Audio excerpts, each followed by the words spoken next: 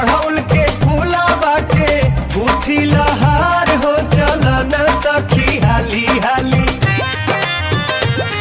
चला न सखी हाली हाली, माई दरबार हो चला न सखी हाली हाली।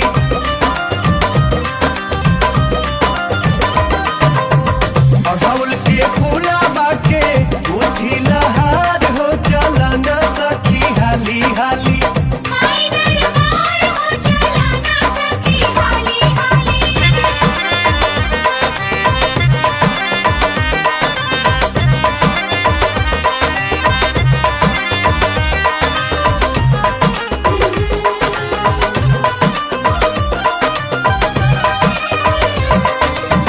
चिराई चुरुंग बोले